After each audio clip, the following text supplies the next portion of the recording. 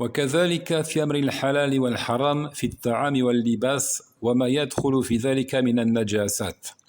Même topo nous dit Ibn Taymiyyah pour le licite et l'illicite en lien avec la nourriture, les vêtements et autres, ainsi que les impuretés qui peuvent s'y retrouver.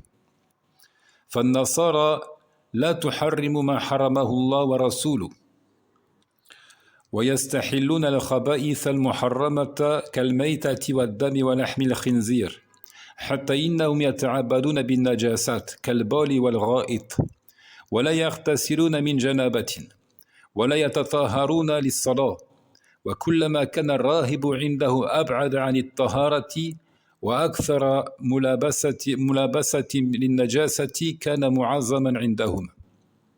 Les chrétiens d'abord ne respectent pas ce qu'Allah et son messager ont frappé d'interdit.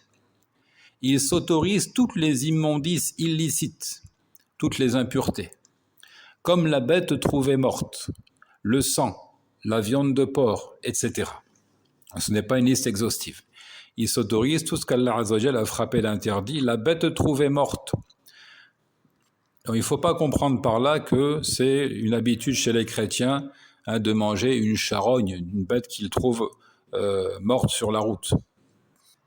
Mais sera considérée comme une bête trouvée morte toute bête qui n'a pas été égorgée. Et ça, il faut le comprendre. C'est pour ça que aujourd'hui, quand on nous parle de l'électrocution comme moyen d'exécuter, donc de tuer les poulets qui sont destinés à la consommation, c'est très problématique. Ça entre dans l'appellation de maïta. Un poulet électrocuté, c'est une bête trouvée morte. Même si la bête est saignée par la suite, même si par la suite il y a un processus pour sectionner par exemple l'artère, la gorge de la bête. Et si la bête n'est pas égorgée, donc le sang demeure dans le corps de l'animal, ce qui constitue là encore une impureté. Il dit qu'il consomme également le sang et la viande de porc.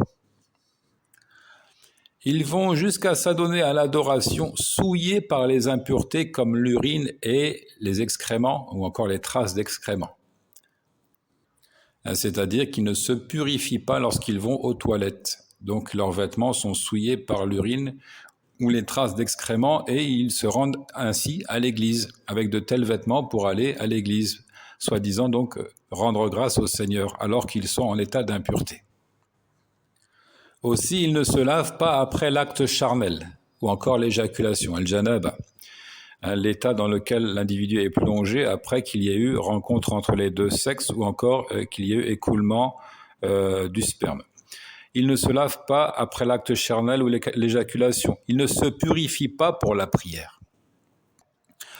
Plus le moine ou l'ermite est éloigné de la propreté, plus il est souillé par les impuretés et plus il le magnifie, plus il considère que c'est un individu très considérable. Donc il s'imagine à tort que c'est une preuve de simplicité, d'ascétisme, de dévotion que d'être sale. Or ce n'est pas du tout le cas. وَالْيَهُودُ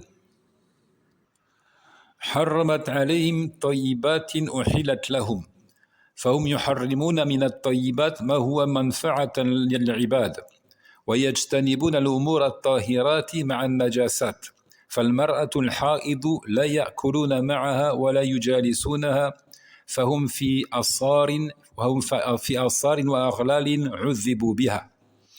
Les Juifs, quant à eux, se sont interdits de bonnes choses qui leur étaient licites. Ainsi, ils s'interdisent des bienfaits qui sont profitables aux serviteurs d'Allah. Vous voyez, c'est à l'inverse des chrétiens qui s'autorisent tout. Eux, ils s'interdisent des choses qui sont pourtant licites et qui sont profitables pour les serviteurs d'Allah. Ils évitent que les affaires pures soient en contact avec les impuretés, mais disons-le avec exagération, au point qu'ils ne mangent pas et ne s'assoient pas avec la femme en période de menstrue. Donc ça, c'est une forme d'extrémisme aussi. Aussi, même si le cher ne l'a pas cité, on raconte qu'ils vont jusqu'à déchirer le tissu, le rapiécer pour se débarrasser d'une impureté qui a touché le vêtement. Donc de l'exagération dans l'autre sens, une pureté excessive, une propreté excessive, dirons-nous.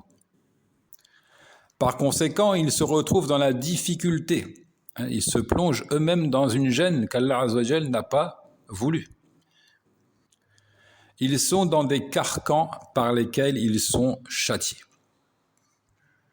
فأولئك يتناولون الخبائث المضرة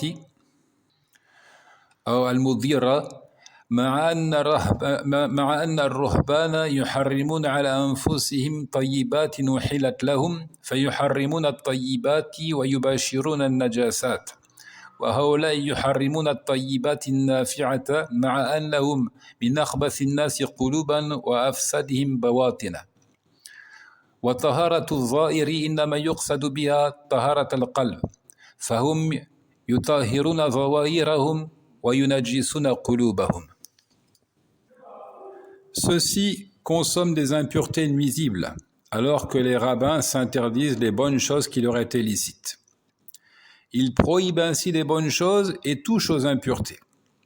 Et ceux-là interdisent les bonnes choses bénéfiques, alors qu'ils sont de tous les gens ceux qui ont les cœurs les plus mauvais, une face cachée extrêmement corrompue.